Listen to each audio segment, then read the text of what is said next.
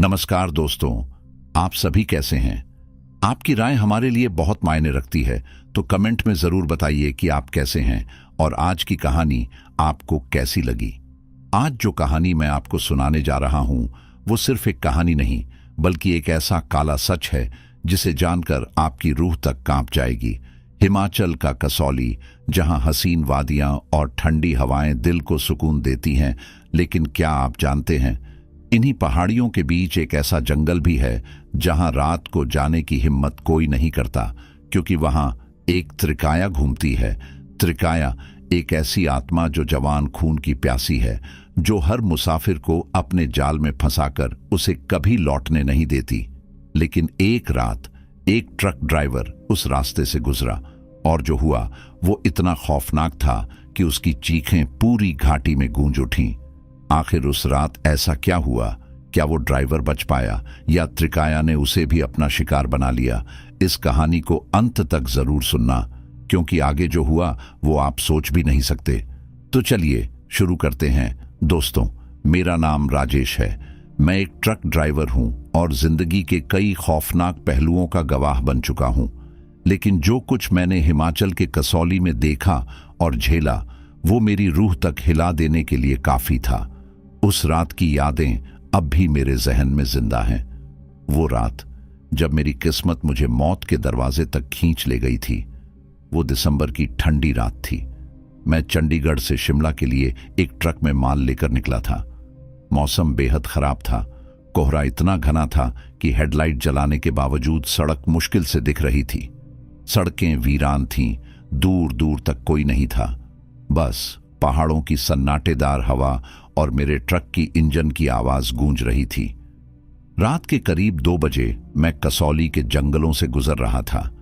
मैंने सुना था कि इस इलाके में कुछ अजीबोगरीब घटनाएं होती रहती हैं, लेकिन मैंने कभी ध्यान नहीं दिया।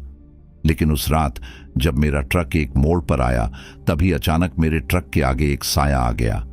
मैंने झटके से ब्रेक लगाए। ट्रक चीखता हुआ रुका। धड़कनें बेकाबू हो गईं। मैंने बाहर झांका, लेकिन वहां कोई नहीं था। कोहरा और घना हो गया था। मुझे लगा कि शायद मेरी आंखों का धोखा होगा, लेकिन तभी ठक ठक ठक कोई मेरे ट्रक का दरवाजा खटखटा रहा था। मेरी सांसें जम गईं। इतनी ठंड में कोई जंगल के बीच क्या कर रहा था? मैं हिम्मत करके खिड़की से झांका, लेकिन वहां कोई नहीं था। बस दूर सड़क पर एक महिला का धुंधला अक्स दिखा। वो सफेद कपड़ों में थी। लंबे खुले बाल हवा में उड़ रहे थे। मैं ठिठक गया। भाई साहब, मदद कर दीजिए। एक हल्की मगर खौफनाक आवाज गूंजी। मैं सहम गया। मैंने अपने अंदर की हिम्मत जुटाकर पूछा, कौन हो तुम? वो महिला कुछ नहीं बोली, बस सड़क के किनारे खड़ी रही, जैसे मुझे देख रही हो। तभी उसकी गर्दन धीरे धीरे घूमने लगी। 180 डिग्री पर घूम गई। मेरे रोंगटे खड़े हो गए। मैं कांप उठा। वो कोई इंसान नहीं थी। तभी उसने एक भयानक चीख मारी और हवा में उड़ती हुई मेरी तरफ बढ़ने लगी। मैंने घबराकर ट्रक का दरवाजा अंदर से लॉक कर लिया और इंजन चालू करने की कोशिश की, लेकिन ट्रक ने स्टार्ट होने से इनकार कर दिया। मेरा दिल जोर जोर से धड़कने लगा। वो औरत अब हवा में तैरती हुई मेरे ट्रक के बिल्कुल पास आ गई थी। उसकी आंखें सुर्ख लाल हो चुकी थीं और चेहरा, ओह, वो चेहरा ऐसा था जैसे किसी ने उसे जला दिया हो। झुलसी हुई त्वचा, फटी हुई होंठों से टपकता काला लार। भाई साहब, मदद कर दीजिए। उसकी आवाज अब एक गूंजती हुई फुसफुसाहट में बदल गई थी, जैसे किसी गहरी गुफा से आ रही हो। अचानक उसने ट्रक के शीशे पर अपना हाथ रखा। उसकी उंगलियां लंबी और नुकीली थीं, नाखून नहीं, जैसे पंजे हों। शीशे पर धुंध उभर आई और उसमें एक नाम लिखा गया, त्रिकाया। मैंने पूरी ताकत से ट्रक स्टार्ट करने की कोशिश की और इस बार इंजन गरज उठा। मैंने गियर बदला और पूरी ताकत से एक्सीलेटर दबा दिया। ट्रक जोर से झटका खाकर आगे बढ़ा, लेकिन तभी जोर की झन्नाटेदार आवाज आई, धड़ाम, जैसे कुछ बहुत भारी ट्रक के ऊपर गिरा हो। मैंने रियर व्यू मिरर देखा। मेरा खून जम गया। वो औरत अब ट्रक की छत पर थी। उसका मुंह पूरा खुल चुका था और अंदर कोई जीभ नहीं, बस एक काली सुरंग जैसी गहराई थी। उसकी उंगलियां शीशे पर लकीरें खींच रही थीं और मैं महसूस कर सकता था कि उसका वजन बढ़ता जा रहा है। जैसे पूरा ट्रक उसकी गिरफ्त में आ रहा हो। मैंने ब्रेक मारे और अचानक स्टीयरिंग घुमा दिया। ट्रक हिचकोले खाता हुआ सड़क के किनारे लगे बैरिकेड से टकराया और जोर से झटका लगा। एक भयानक चीख सुनाई दी, जैसे कोई जानवर तड़प रहा हो। मैंने तुरंत खिड़की से बाहर देखा। वो औरत गायब हो चुकी थी। मेरे हाथ पसीने से भीग चुके थे, लेकिन मैंने राहत की सांस नहीं ली।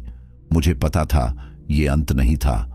मैंने ट्रक को फिर से आगे बढ़ाया, लेकिन जैसे ही कसौली के जंगल पार करने को हुए, ट्रक के रेडियो से एक अजीब सी गड़गड़ाहट की आवाज आने लगी।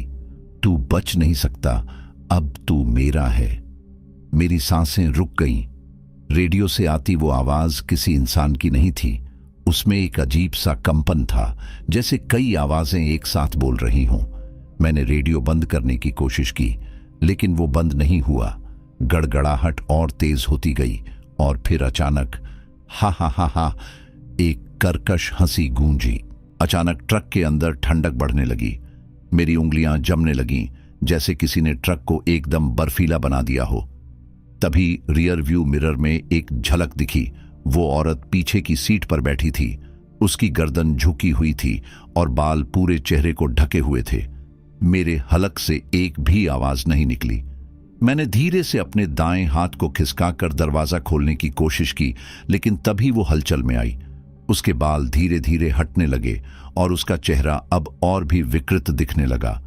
उसकी आंखों से खून बह रहा था और होंठ फटे हुए थे। मुझे छोड़ दो, मैंने कांपती आवाज में कहा। तू नहीं बच सकता, अब ये रास्ता तेरा आखिरी सफर है। वो बुदबुदाई और धीरे धीरे आगे झुकने लगी।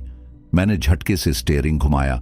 ट्रक जोर से झटका खाकर बाईं तरफ मुड़ गया और तभी धड़म!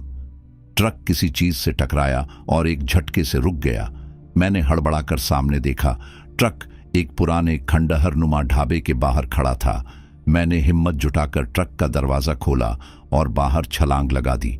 ठंडी हवा के थपेड़े मेरे चेहरे से टकराए, लेकिन वहां कोई सड़क नहीं थी।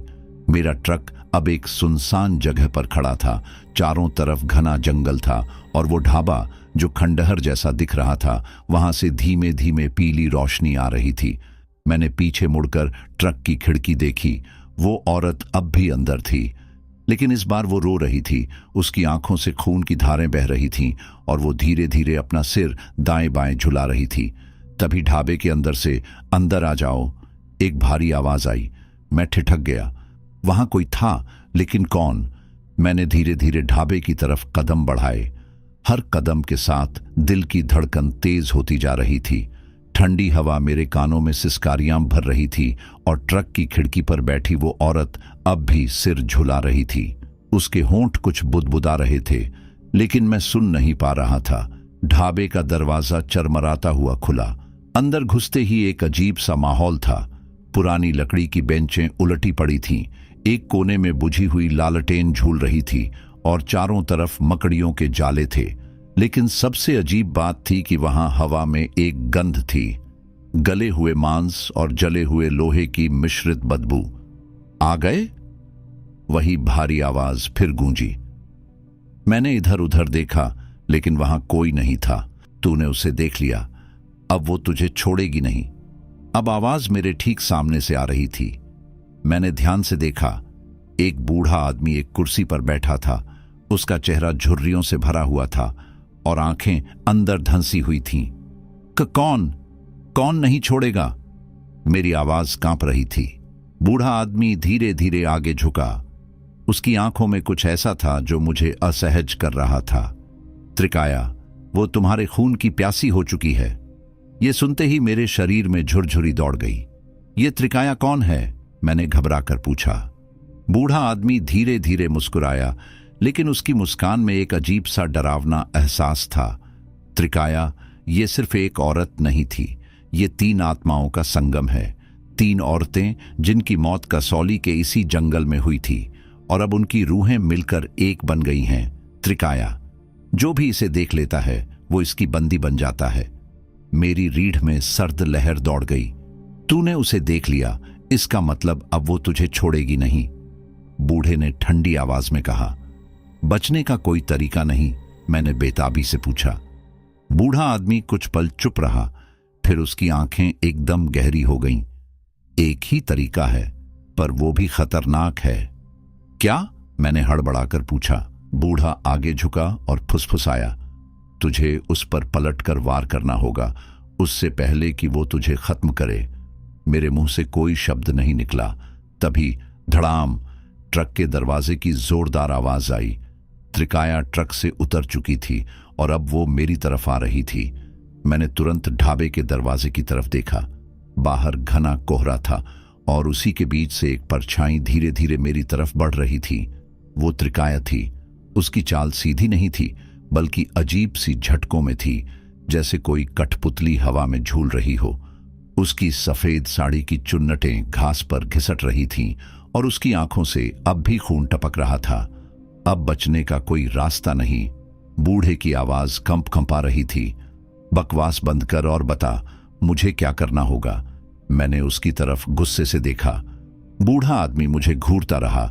फिर उसने कांपते हाथों से अपनी जेब से कुछ निकाला, एक काले धागे में बंधी छोटी सी हड्डी। इसे अपने गले में बांध ले। जब वो तुझ पर हमला करे तो इसे जमीन पर गिरा देना। इससे उसकी आत्मा कुछ देर के लिए कमजोर पड़ जाएगी, तभी तुझे वार करने का मौका मिलेगा। मैंने बिना कुछ सोचे वो ताबीज झपट कर गले में डाल लिया, लेकिन तभी गुर्र। त्रिकाया अब दरवाजे के पास थी। उसकी गर्दन अब भी बेतरतीब झटकों में हिल रही थी और उसका मुंह पहले से भी ज्यादा बड़ा हो चुका था। इतना बड़ा कि ऐसा लग रहा था जैसे वो एक झटके में मुझे निगल जाएगी। अब तेरा समय आ गया। खून चाहिए, तेरा खून। उसकी आवाज कई सुरों में गूंजने लगी। मैंने बिना समय गंवाए अपनी जेब से छोटा चाकू निकाला, लेकिन त्रिकाया ने एक जोरदार चीख मारी और अगले ही पल वो हवा में उछलकर सीधे मेरी तरफ झपटी। मैंने झटके से ताबीज पकड़कर जमीन पर गिरा दिया। ची! त्रिकाया जोर से चीखी और उसके शरीर में अजीब सी जलन उठी। उसकी आंखें उलटी हो गईं और उसकी त्वचा से धुआं उठने लगा। ये मौका था। मैंने चाकू उठाया और पूरी ताकत से उसकी छाती के बीचों बीच घोंप दिया। कुर्र! त्रिकाया एक झटके से पीछे हटी। उसका शरीर हवा में कांपने लगा, जैसे किसी ने उसमें आग लगा दी हो। उसकी आवाज अब दर्द में बदल गई थी। मैंने सोचा कि शायद मैंने उसे हरा दिया, लेकिन तभी उसने अपनी जलती हुई आंखों से मुझे देखा और फुसफुसाई, तूने बहुत बड़ी गलती कर दी। और अगले ही पल अंधेरा छा गया। मैंने महसूस किया कि मेरे चारों तरफ घना अंधकार था। मुझे कुछ भी दिखाई नहीं दे रहा था, लेकिन हवा में जलते मांस की तीखी गंध थी। अचानक दूर से धीमी धीमी फुसफुसाहटें सुनाई देने लगीं। ऐसा लग रहा था जैसे कई लोग एक साथ कुछ बड़बड़ा रहे हों। मैंने अपनी आंखें घुमाईं और देखा, त्रिकाया अब भी मेरे सामने खड़ी थी, लेकिन इस बार वो अकेली नहीं थी।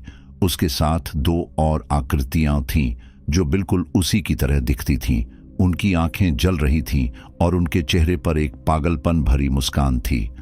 तूने सोचा था कि हमें मार सकता है, बीच वाली आकृति ने फुफकारते हुए कहा। अब तू हमारी कैद में है।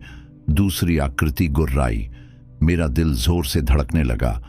मैंने पीछे मुड़कर भागने की कोशिश की, लेकिन मेरे पैर जमीन से चिपक गए थे। मेरी सांस तेज हो रही थी और डर मेरे दिमाग पर हावी हो रहा था।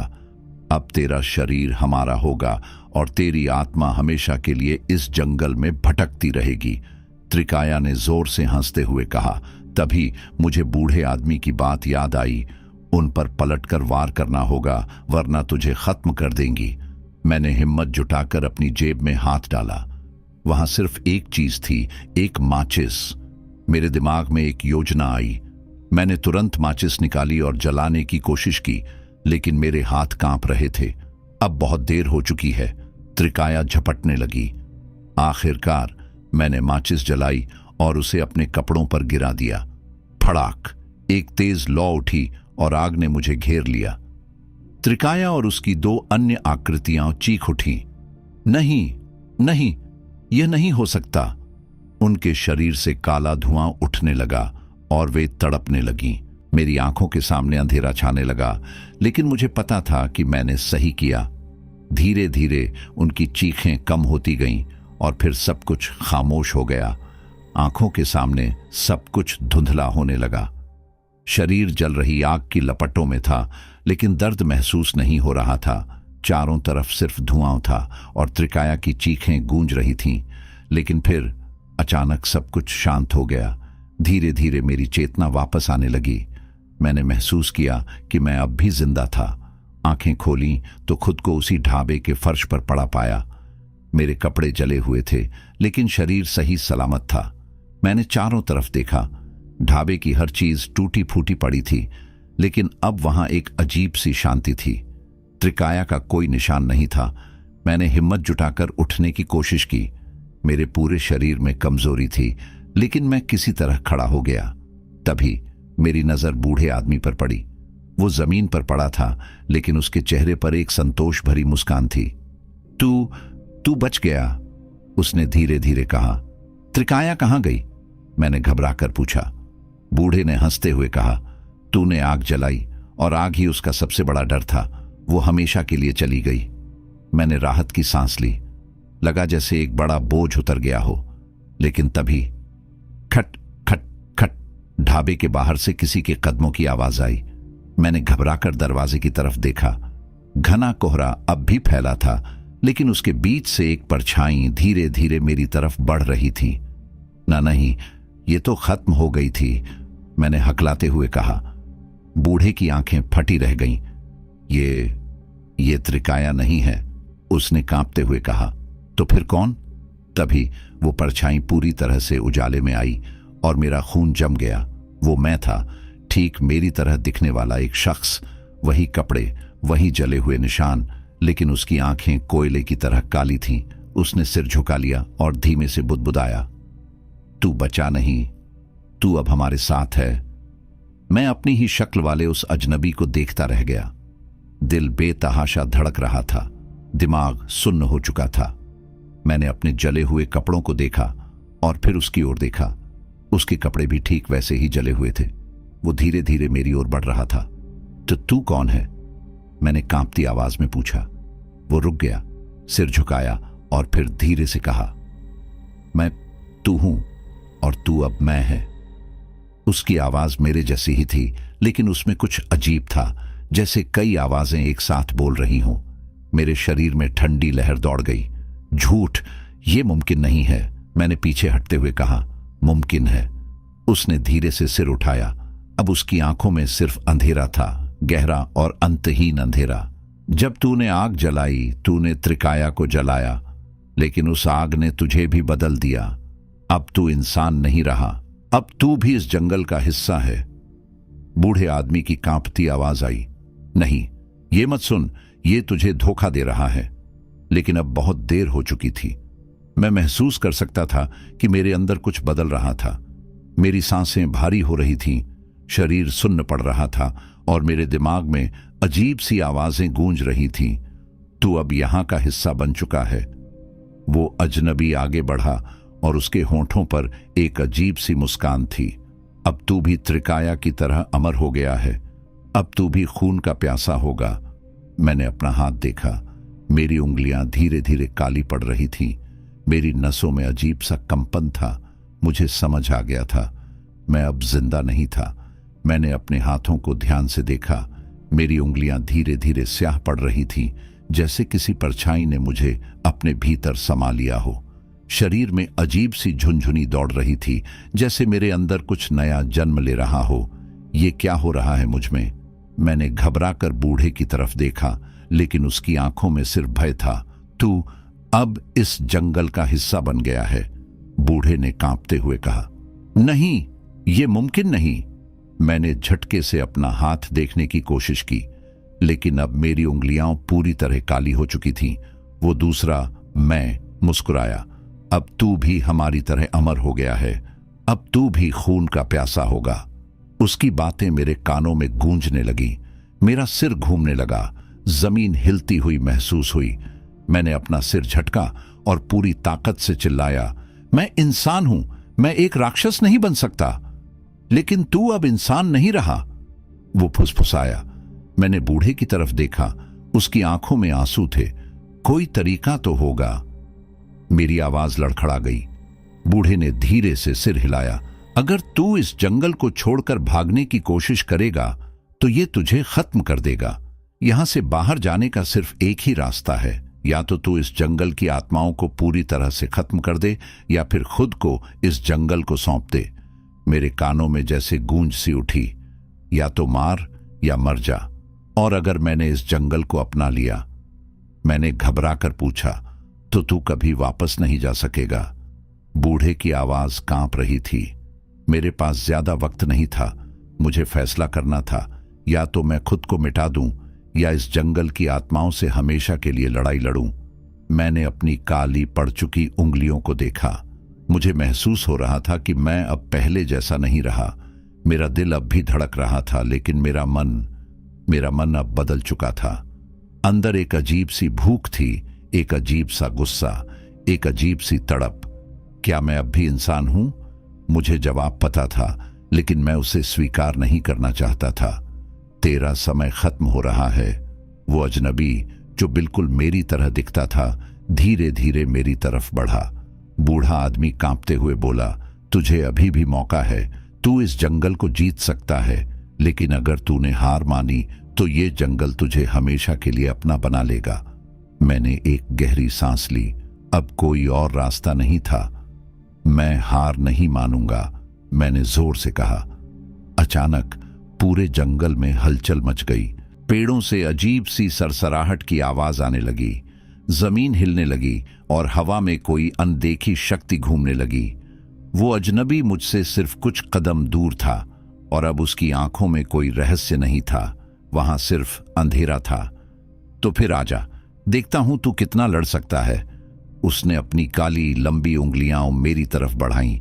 मैंने अपनी पूरी ताकत समेटी और उसके सीने में मुक्का मारा। वो जमीन पर गिर पड़ा, लेकिन उसके चेहरे पर अब भी एक डरावनी मुस्कान थी। तू मुझसे नहीं बच सकता, उसने जोर से चिल्लाया। मैंने जमीन से पड़ी एक टूटी हुई लकड़ी उठाई और बिना कुछ सोचे उसे सीधा उसके दिल के बीचों बीच घोंप दिया। गुर्रर! उसकी चीख से पूरा जंगल हिल उठा। वो तड़पने लगा और उसके शरीर से काला धुआं निकलने लगा। उसकी आंखें पिघलने लगीं और उसका शरीर राख में बदलने लगा। मैंने चारों तरफ देखा। हवा में अब भी अजीब सा कंपन था, लेकिन अब वो धीरे धीरे शांत हो रहा था। फिर एक जोरदार गूंज के साथ सब कुछ थम गया। जंगल की सरसराहट रुक गई, कोहरा गायब हो गया और बूढ़ा आदमी मेरे पास आकर खड़ा हो गया। उसने मेरी तरफ देखा और धीमे से मुस्कुराया। तूने कर दिखाया, तू अब आजाद है। मुझे अपने शरीर में कुछ बदलता हुआ महसूस हुआ। मेरी काली पड़ चुकी उंगलियां धीरे धीरे फिर से सामान्य हो गईं। मेरे अंदर की भूख गायब हो गई। मैंने अपना हाथ अपने सीने पर रखा। मेरा दिल अब भी धड़क रहा था। मैं जिंदा था, मैं इंसान था। मैंने बूढ़े की तरफ देखा, लेकिन वो अब दूर जा चुका था। धीरे धीरे उसका शरीर हवा में घुलने लगा। अब ये जंगल भी आजाद है। उसकी आवाज हवा में गूंजती रही। मैंने एक गहरी सांस ली और पहली बार महसूस किया, मैं अब सच में जिंदा हूं। मैंने ट्रक की ओर देखा, जो अब भी सड़क के किनारे खड़ा था। मैंने दरवाजा खोला, इंजन स्टार्ट किया और धीरे धीरे कसौली के उस भूतिया जंगल से बाहर निकलने लगा। जब मैंने जंगल की सीमा पार की तो पीछे मुड़कर देखा। सब कुछ सामान्य लग रहा था। कोई अंधेरा, कोई चीख नहीं, सब कुछ शांत था। लेकिन फिर भी मैंने महसूस किया कि मुझे अब भी कोई देख रहा है। मैंने मुस्कुराकर धीरे से फुसफुसाया, अब तेरा समय खत्म हो चुका है त्रिकाया। और बिना रुके मैं वहां से हमेशा के लिए चला गया। अलविदा दोस्तों, मिलते हैं अगले वीडियो में।